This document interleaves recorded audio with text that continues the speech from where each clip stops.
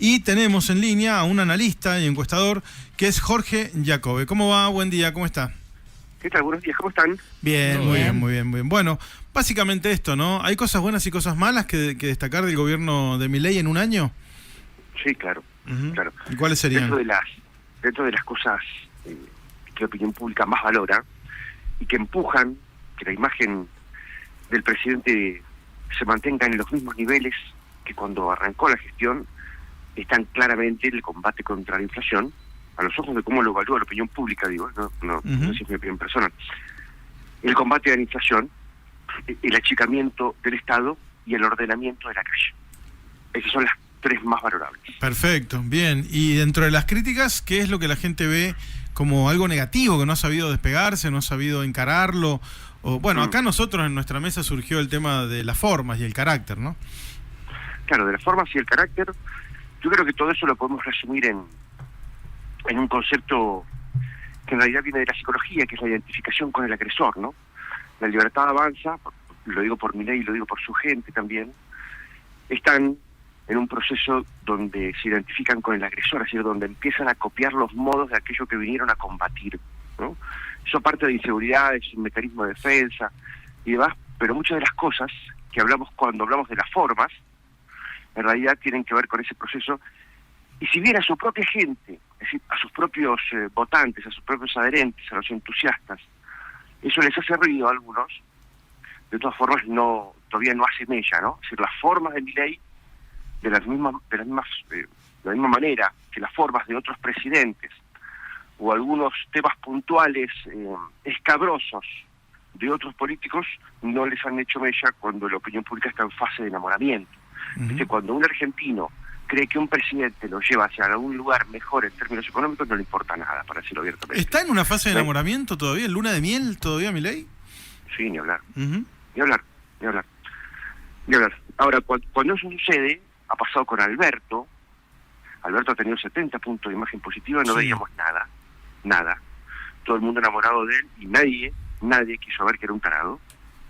Ha pasado con Macri, ha pasado con Cristina. Bueno, cuando un presidente da la sensación de que nos lleva hacia un mejor lugar económico, no hacia cualquier lugar, no hacia un mejor lugar institucional o filosófico, no, económico, entonces no nos importa la corrupción, no nos importan las formas, el avasallamiento de las instituciones o cómo trata la prensa o nada de nada. Esto es un proceso que si se repite muchas veces, ya no tiene que ver con el objeto mirado, digamos, sino que tiene que ver con los que están mirando, que somos los argentinos. Claro. Ahora, Jacobe, este enamoramiento podríamos calificarlo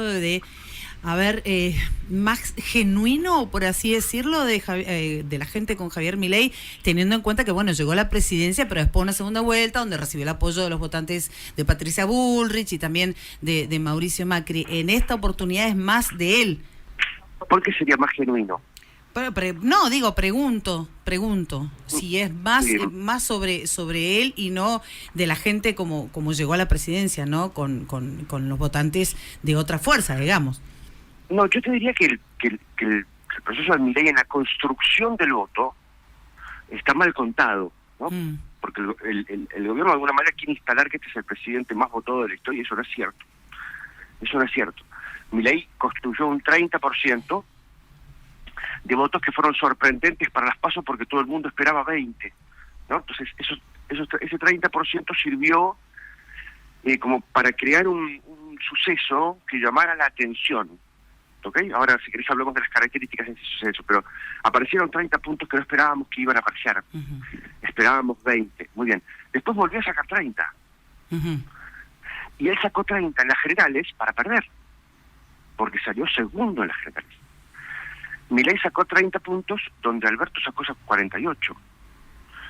Milei sacó 30 puntos donde Cristina sacó 54. Y donde Macri sacó 38. Entonces, de los últimos presidentes que hemos elegido, es el más débil en una general. Y después, frente a un escenario entre Frankenstein y Hombre Lobo, la opinión pública terminó tomando una decisión por Milei, ¿no? Jacobe, ¿piensa que la Argentina dio un vuelco, no sé si definitivo, pero sí marcado hacia la derecha y dejó de lado las ideas progres, teniendo en cuenta lo que es la figura de Milei? No. Eso sería suponer que los argentinos están buscando cambiar hacia el liberalismo. Y yo no tengo ninguna garantía de eso. No solo no tengo ninguna garantía, sino que me animaría a decirte que no. ¿Por qué? Porque allá afuera no hay ni el 55 de la segunda vuelta, ni el 30 de las PASO, de opinión pública leyendo a John Rawls, a Buchanan, a Hayek, a von Mises o a Alberti. La gente que lo vota a Milei, la gente que lo defiende, no entiende qué es el liberalismo. No lo entiende. A lo sumo puede conocer 3 eslogans, 4 títulos, pero no es filosóficamente liberal, eso no es cierto. De la misma manera que del otro lado el 35% que apoya a Cristina no está leyendo a Laclau, y el 5% que vota a la izquierda no está leyendo el capitalismo como etapa superior del imperialismo de Vladimir Lenin, y los que votan al PRO no están leyendo el libro gordo de Petete o el que sea del PRO, digamos. Claro. Bien, porque es emocional. Entonces, en el fondo de lo que elegimos hay algo entonces de carácter emocional mucho más que racional, mucho más que filosófico, político, mucho más que ideológico, mucho más profundo. Ahí lo que podemos encontrar, no en la sociología, no en la politología, sino en la psicología, es que se describen 2 roles que a mi criterio sirven para explicar el vaivén de la política argentina. Uno es el rol materno y otro es el rol paterno. El rol materno, no porque sean mujeres o hombres, sino porque por roles. El rol materno es el rol que viene a buscar dónde está el dolor de los demás y a cubrirlo, y a tratar de calmarlo, con lo que tiene y con lo que no tiene, criando y mal criando, aunque le haga daño al otro, le viene a cubrir el dolor. El rol paterno es el rol que viene a imponer el orden, la ley, y a empujar a los otros a un proceso muy doloroso y que da mucho miedo, que es valerse por sí mismo. Muy bien, entre esos 2 roles, los argentinos nos hemos debatido en los últimos 200 años y también, si querés, meter los 300 años del virreinato del Río de la Plata. ¿Por qué? Porque es así el ser humano. Y lo que ha habido fueron partidos políticos y personas, nombres y apellidos, que han representado esos 2 roles, pero son siempre más o menos los mismos. Después la discusión es un poco más picante o menos picante, o los quiere un poco más separados o menos separados, pero en definitiva los roles son los mismos. Muy bien. Hoy la cantidad de opinión pública en Argentina que dice psicológicamente, donde hay una necesidad tiene que venir el Estado a cubrírmela, es por lo menos 35%. Claro. Creen que la persona que lo representa es Cristina. Ellos van a hacer lo que Cristina diga y van a votar lo que Cristina quiere que vote, aunque les haga ruido, aunque les cueste, porque no les gustó votar a Massa. Claro. Y sin embargo fueron y lo votaron igual. ¿Ok? Muy bien. Cuando Cristina no esté más, esa posición psicológica va a seguir existiendo, representada por algún partido que no sé y no importa cómo se vaya a llamar, y por un candidato, y lo mismo, no sé y no importa, pero va a seguir existiendo, de modo tal que el progresismo va a volver en algún momento, sí. ¿Va a tener una oportunidad histórica de vuelta? Sí. Y las definiciones que se esperaban eran más que nada económicas, o sea, como que la gente, por lo que usted dice, no está, o el votante tan ideologizado, o al menos no tan formado ideológicamente, y al final del día lo que buscaba era que le resuelvan, por ejemplo, la inflación, el tema cambiario, claro, como que es mucho más práctico o pragmático. Claro, por supuesto. Y fue a buscar de todas las ideas la que estaba más olvidada porque estaba en el placar, porque había dado vergüenza los últimos 30 años o 40 años de la Argentina, que era el liberalismo, que está tan en el fondo, había estado tan en el fondo, que cuando la trajimos parecía nueva. Y por eso los jóvenes se aferran a algo que en realidad no es nuevo, porque las ideas esas tienen 120 años. Claro, sí, tal cual. Pero en definitiva, lo que quiere la gente es vivir mejor. Es por izquierda o por derecha, importa 3 carajos. Es con el Estado chico o con el Estado grande, no importa, loco. Es como un hincha de fútbol. Hay hinchas de fútbol que dicen, yo soy hincha de Colón de Santa Fe únicamente si juega 4-4-2, pero si juega 4-3-3 no soy más. No, claro. O le dice al técnico, flaco, pon un esquema en la cancha que sea para ganar. Lo que quiere la gente es vivir mejor. Tal cual. Bueno, y en ese sentido, cuento que aquí, por ejemplo, cuando nuestro móvil sale a preguntar a la gente en la calle, se da una cosa muy fuerte de contradicción, donde la gente dice que está como el traste, pero dice, pero tengo fe en que vamos a estar mejor. Es decir, desde el fondo del pozo, ve que le están tirando una escalera. ¿Eso se generaliza en tus encuestas? ¿Lo ves? Claro, porque lo que sostiene a Milei es la esperanza. Y lo que ha sostenido a los otros presidentes ha sido la esperanza. Vos sabés que nosotros hacemos usualmente en nuestras encuestas un ejercicio que llamamos de nube de palabras, ¿no? Sí, lo vi, sí, muy bueno. Claro, y le pedimos, en una cosa lúdica, digamos, donde la gente se desnuda mucho, muy interesante, le pedimos a la gente que nos describa a los políticos en una palabra. Nosotros sabemos que en la previa de una elección va a ser presidente la persona que contenga la palabra esperanza predominantemente. Uh-huh. Y después sabemos que esa idealización se va a resquebrajar y la opinión pública lo va a despedir con alguna otra palabra que va a ser peyorativa. Cristina, cuando iba a ganar las elecciones, aparecía la palabra esperanza. Cuando la opinión pública ya le empezaba a hacer perder elecciones, la palabra que la definía era corrupta, y era la misma persona y el mismo ejercicio. Claro. Uh-huh. Macri arrancó siendo esperanza y terminó siendo inútil para la gente. Alberto arrancó siendo esperanza y terminó siendo un tarado. Sí. Bueno, fíjate que hay una mecánica donde los argentinos demostramos por nuestro comportamiento que somos lo suficientemente ilusos, inmaduros, como para andar enamorándonos, y lo que ha sucedido respecto de otros tiempos es que el amor dura menos. No es que no se construye, sino que dura menos. O hay por lo menos dos tipos de amores, ¿no? Porque no es que de todos estos personajes se enamora la misma mitad de la Argentina. O está condicionado a que responda, que haya química, digamos, ¿no? Claro, pero digo, hay una mitad que se suele enamorar de un tipo de candidato y la otra mitad está depresiva y después cambia y uno se pone maníaco y el otro se pone depresivo, ¿no? Pero en definitiva es lo mismo también, ¿me entendés? Porque la mitad de la Argentina cree que existe Papá Noel y la otra mitad que cree que existen los Reyes Magos y los dos piensan que el otro es un tarado. Uh-huh. Pero en definitiva lo que terminan construyendo es eso, es una ilusión. La ilusión de la esperanza, del que espera activamente, del que espera con ganas de que esto salga bien. No sabe que va a salir bien, solamente espera que salga bien. Apuesta, hace una apuesta de alguna manera, es bastante lúdico todo, ¿no? Sí, es muy lúdico. Uh-huh. Y además es característico del ser humano, sí. ¿no? Porque para salir de una fase de angustia o de una fase incluso, si querés, de depresión, necesita construir una esperanza para seguir, para que el juego siga. Aunque después se la vuelva a poner, porque nos la venimos poniendo hace 200 años. Es verdad. Hay una cuestión que te quería pedir auxilio, que no tiene que ver con las encuestas, pero es la foto de ayer del peronismo bonaerense, ¿no? Con Cristina, su hijo, Kicillof y Massa. ¿Qué ves cuando ves esa foto? Porque da la idea de que la han difundido para decir, bueno, acá estamos, refundamos el peronismo, vamos todo para adelante, pero también da un poco de miedo, ya lo dijo Randazzo también, ¿no? Bueno, miedo no me da. ¿Qué te da? ¿Qué te produce? Porque están cantando con un 4, ¿no? Lo primero que hay que entender es de qué hablamos cuando hablamos de peronismo. Soy peronista se denomina el 10 o el 12% de los argentinos, ya no es el 40% que se esperaba. Es decir, estamos hablando de una cáscara vacía, ¿no? Lo digo para el peronismo, lo digo para el radicalismo. Vos fíjate que vos entrás a una unidad básica del peronismo o un comité radical y ya hicieron rampas para que entren los militantes, porque tienen movilidad reducida. Y si querés preguntarle la edad, le tenés que hacer carbono 14. Y hace 25 años que el peronismo no tiene un candidato propio, la boleta 2, o la boleta 3 tampoco, la del radicalismo, que no llevan un candidato a presidente, ¿entendés? Entonces, claro. En realidad lo que pasa con esa foto es que hay una mujer que mide 35 puntos, que es Cristina, y después está el resto. Uh-huh. El otro que vale la pena ahí es Axel Kicillof para ese público. ¿Por qué? Porque es el público que la gente de a pie desea como candidato para la renovación. Pero lo que sucede es que ese muchacho tiene que decidir si va a ser el candidato de Cristina o si va a ser un líder. Si va a ser un líder, la tiene que desafiar.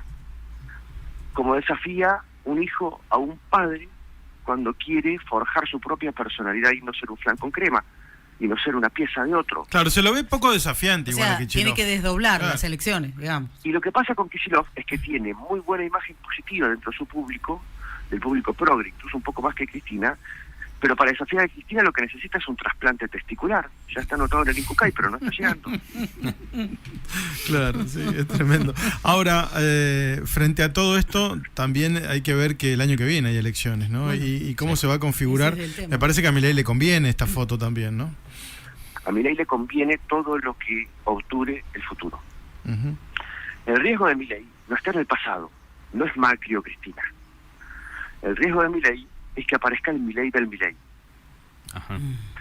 Entonces, vos fijate que la situación es óptima para el hombre, porque Cristina está obturando que no crezca el futuro dentro de su propio espacio del kirchnerismo. Ha decidido también taponar el peronismo. Macri ha decidido taponar el PRO, y él mismo está taponando la Libertad Avanza. Entonces los tres grandes players de este momento lo que están haciendo es obturar el futuro. Y es muy divertido porque hay un presente que es desopilante y que tiene mucho cachengue y que nos hace divertir un montón, pero en definitiva es angustiante también. ¿Por qué? Porque en política administrar el presente tiene sentido si vos podés construir futuro. Lo único que importa al final de cuentas, lo voy a decir así, para la mitad de la población, lo único que importa es si Milei le puede dejar la presidencia a otro del mismo palo, tras 4 o 8 años. ¿Por qué? Porque si le deja la presidencia a alguien del mismo palo, entonces sus reformas van a tener sentido en el tiempo. Claro. Si la gente se enoja y va para el otro lado, las deshacemos. Y entonces no importa si los ciclos son de 4 o de 8 años, pero siempre estamos en una rotonda. Uh-huh. Sí. ¿Cree que su hermana podría ser candidata? No. Uh-huh. No. Bueno, igual la están mostrando muchísimo en el spot épico del primer año, aparece varias veces Karina como si fuera una protagonista de la Argentina, y no lo es, básicamente. Capaz que sea el Gordodán al final. Claro. No, bueno, eso es una protagonista entre bambalinas, ¿no? Claro, es una sí, protagonista dentro de la conversación pública por su propia voz. Le ha hablado una sola vez a los argentinos y sin embargo todo el mundo puede opinar de ella, Uh-huh. ¿no? Y de alguna manera seduce positiva y negativamente, como seduce siempre un monje negro dentro de la política, ¿no? Se le asignan poderes mitológicos y cosas tremendas del bien y habilidades superpoderosas, y después cuando todo sale mal entonces se le echa la culpa de todo y bla bla. Claro. Pero si me decís que puede ser candidata a senadora o a diputada de una provincia, te digo que sí. Ajá. Si lo que me estabas preguntando es si puede ser candidata a presidenta, te La digo que me parece sucesora, que ella digamos. no tiene la... Uh-huh. La sucesora, digamos, de La Milei. sucesora, claro. Bien, te diría que no le veo la estructura psicopatológica correcta para eso. Su público, el público de Milei, al cual en esta última encuesta, dato que no publiqué, pero se los cuento igual, A ver. le pedimos a la gente que nos diga, en una pregunta abierta, ¿no? Sin opciones, ¿quién te gustaría que fuera el sucesor de Milei cuando termine su mandato o sus mandatos? Uh-huh. ¿No? Y el objeto de mayor deseo para el público de Milei es Victoria Villarruel. Claro. Claro, que piensa lo mismo, pero está tensionada, claro. Claro, pero entonces están viviendo una tragedia, porque se están peleando los dos que en realidad tendrían que ser una línea sucesoria, lo que yo decía antes. La Libertad Avanza tendría que estar entendiendo como una empresa que tiene 2 productos, ¿viste? Tiene 2 productos en la góndola. La opinión pública valora a los 2, la empresa no mata a uno de los productos. No es que un producto se pone celoso del otro y se matan entre sí.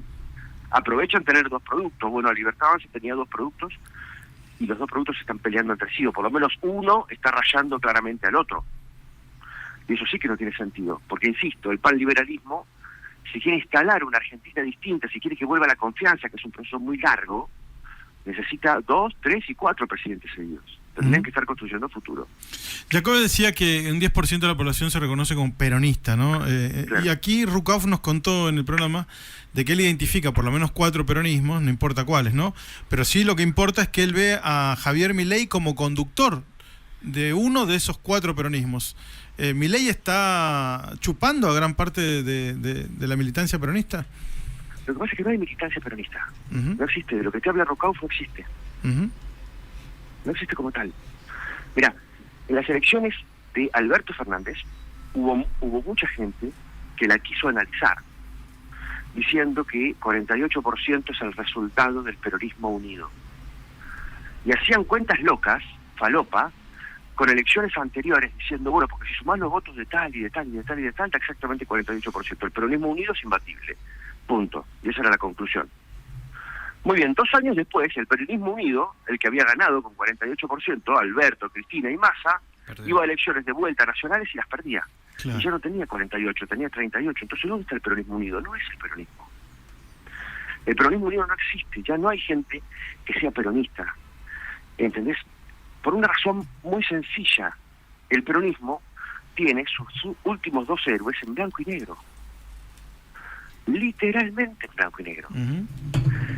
Y fue un instrumento que apareció para representar una sociedad que ya no existe, la sociedad del trabajador con conciencia de clase, mameluco, jornal, quincena, fábrica, ascenso social. No existe más, no existe más. Por eso fue sobreimpreso por el kirchnerismo, de la misma manera que el radicalismo fue sobreimpreso por el PRO, como herramientas de la posmodernidad de la Argentina. Todavía seguimos hablando de peronismo. ¿Por qué? Porque hay gobernadores, porque hay intendentes que se denominan a sí mismos peronistas, que tampoco ni siquiera lo son. Pero digo, aquella Argentina donde un padre y una madre, cuando nacía un bebé, le ponían el chupete, le transferían el equipo de fútbol y la identidad partidaria y el diario que se leía, no existe más. Tal cual, tal cual. Excelente, Jacob, muy interesante la charla. Estamos muy agradecidos por su tiempo. Les mando un abrazo grande. Un abrazo Adiós. grande. Jorge Jacob, analista político y encuestador.